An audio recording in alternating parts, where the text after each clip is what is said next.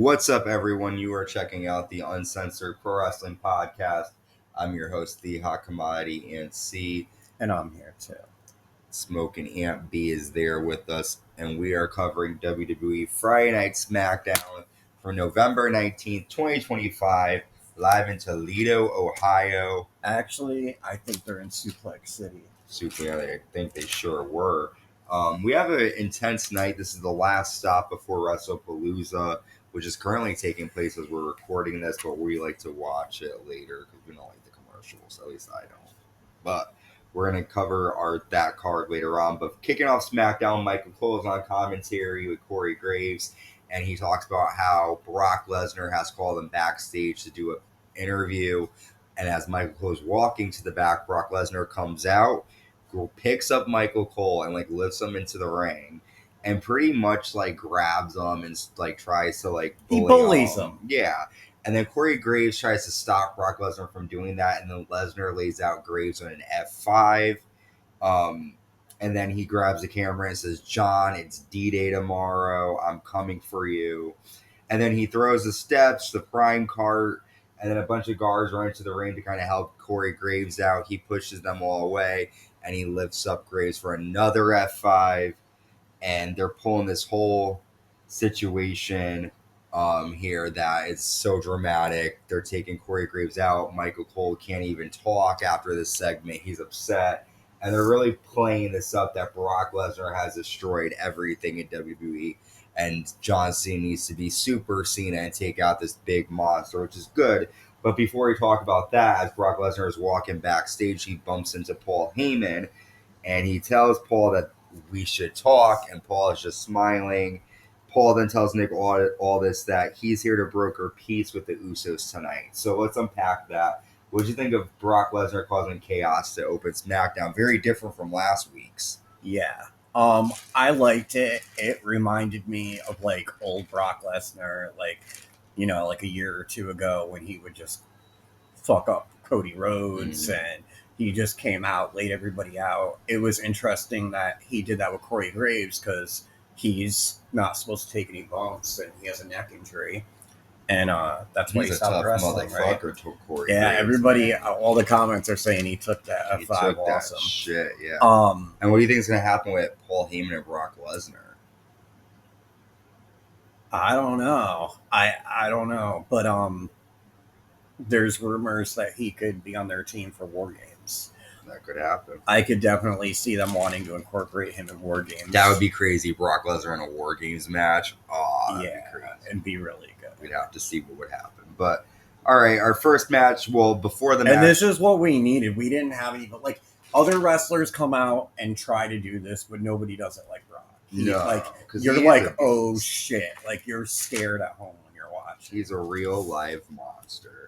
The Miz joins Michael Cole on commentary. Which was great. I love the Miz on commentary. You thought he did good. I like the Miz. Maybe they'll keep this going. The women's tag champions Charlotte Flair and Alexa Bliss defend against Chelsea Green and Alba Fyre. And they've fought so far at NXT Homecoming. And now they're fighting again tonight. So they've been defending the titles. Alba wins a swanton to Charlotte, but Bliss breaks up the pinfall. And then Bliss and Charlotte land a double natural selection, and they retain. I like seeing Bliss and Alexa and Charlotte teaming together. They make a good team because they're very different. But so far, they've been dominating everybody. Who do you think is a legit tag team to go against them? The Kabuki Warriors. Yeah, Kyrie and Asuka. That's a good team. There's really nobody after they beat Alba Fyre and Charlotte. And Chelsea. Yeah, I'm trying to think who else has had it. Maybe they'll take on where there's only one women's tag team. Maybe they'll take on, just two randoms together on Raw. Who knows? We'll have to see because right now the tag division really is no tag division. Bo Dallas confronts the Street Profits backstage. I like to see Stephanie Valkyrie and Rhea Ripley. That would be a good team. After Montez Ford leaves, Bo tries to turn Angelo on Ford, but then Ford grabs Bo and it's like, what are you trying to do? And then Erick Rowan appears and nails Montez Ford and Angelo Dawkins with his big-ass hammer. And silly stuff here from the Wyatt Six. Yeah. R-Truth tries to tell Angel and Berto how to use ESPN Plus Unlimited, but fuck that, I'm using a VPN. Then Fraxiom come out, but they immediately get attacked by Braun Breaker or Bronson Reed. Heyman then comes out and says, those guys remind me of the Usos, victimized and on their backs. But then Fraxiom in a double missile drop kick and dive onto Breaker and Reed. So then all this makes a tag match between the two teams, and Breaker and Reed get the win after Axon gets pushed off the top rope into a spear by Braun Breaker. Reed hits a tsunami to Frazier, and the two Brons get the win after the Usos appear on the Titantron from Indianapolis, and they just basically say they will win the tag match. Yeah, I mean, I figured the Brons were going to win, as they call them. You know, they needed some, what do you call it? Some momentum going into the pay-per-view. I mean, they're going against the best, the fucking Usos, so we'll see. Yeah, I think it'll be a good match. I think so, too. Next, Nia Jax comes out, and Nia says she's sick of this women's division. It's embarrassing. She's the alpha female of this division. She says it's not Tiffy time. Last week, I had to put her in a Tiffy timeout. Jade Cargill looks incredible, but I trade in-ring ability. She trade her in-ring ability with me because she needs it. She's great until she gets in the ring and gets annihilated by me. That's when women's champion Tiffany Stratton comes out and shit talks Nia, followed by Jade Cargill, and then Nick Aldis makes a triple threat match between the three next week for the women's championship. I thought it was going to happen at WrestlePalooza, but it's not. Who do you think is going to win that match? I think Jade Cargill. I think Nia is going to take the pin. That's why they incorporated her, unfortunately. But I really liked her promo. Nia was so right. It's time somebody fucking says it. She has no, like, her in-ring ability. She can do cool stuff, but she botches everything. And I do not think... Jade Cargill. Yeah, right? And I do not think she should be champion yet. Well, I mean, Tiffany Stratton's been champion for a while and hasn't done nothing. She fought Charlotte at WrestleMania. She fought Trish Stratus at Evolution. Fought Jade Cargill at SummerSlam. And really none of those were, like, any sort of, what's that word called? Memorable. Yeah. So I do like Nia Jax. It was nothing momentous. Yeah. But, yeah. Next, we have Sami Zayn's U.S. Open Challenge. He's defending against Carmelo Hayes. Last week, I didn't notice this, but Shinsuke Nakamura was seen in the back watching Sami talk to Carmelo Hayes. Wow. So early on, we see Hayes land a springboard leg drop across the ropes, and then Sami hits a flying tornado DDT, but Hayes kicks out. Hayes lands a first 48 and a frog splash, but Sami kicks out. Sami gets the win after a blue thunder bomb, and good match here between the two. Carmelo Hayes looked really good, but we knew Sami wasn't going to lose here. Yeah, and also I thought Miz was going to get involved, to be honest. Yeah, you kept saying that. But Miz doesn't want Carmelo to have a singles title. He wants him to be a tag champion with him. So. Yeah. Well, we see Damian Priest talking to Nick Aldis backstage. He gets interrupted by, I think it's Elton Prince.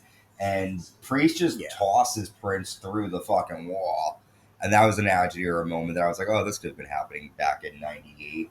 But we'll probably see Priest in black again. Our final segment, we have Drew McIntyre and WWE Champion Cody Rhodes coming out for their contract signing for WrestlePalooza. Cody says, no one cares about all your talking. I understand who you are. You've won the Royal Rumble. You've slayed the Beast. You're a former world champion. You're the Scottish Warrior, but lately you've been a keyboard warrior. Let's go viral. Make a post. Make sure you give it all to me because it's the last time you will. Drew then calls Cody Rhodes a corporate champion. He says, you were gone for 5 weeks and you're talking me to death. They're going to turn on you and you're going to say Drew's right.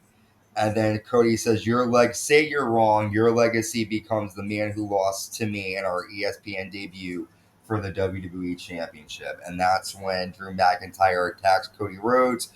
He goes for the Claymore but grabs Cody and says, I'm taking the title tomorrow. I want you healthy. Cody dives onto Drew, and then Drew lays out a big boot to Cody, and SmackDown goes off the air with Drew having momentum. What did you think of this contract signing? I don't know. I want to see the match, but I really hope. I'd love to see Drew get the title. Like, they keep teasing it and teasing it. Cody's doing like a movie right now. We haven't seen him in like a month, and he's the champion. Mm-hmm. So 5 weeks. Yeah, I just, if we have any luck tonight, we'll get Drew as the new champion. But I don't think so. So, yep, WrestlePalooza tonight, ESPN debut. I'm watching it on a VPN. I don't get why he stopped and didn't kick his head through. Oh, because he wanted him to be elevated. All right. What were your overall thoughts of this SmackDown? I give it like a 6.5, 7. Yeah, it was kind of boring. It was. It was all right. The matches were good, but like everything else is kind of lackluster. But hopefully, WrestlePalooza will be a lot better. We'll be covering that. We've got Attitude Years Season 4. We're on the road to Royal Rumble 2001. A lot more coming your way, so make sure you subscribe, like, and hit that notification bell. And until next time, stay safe and stay uncensored.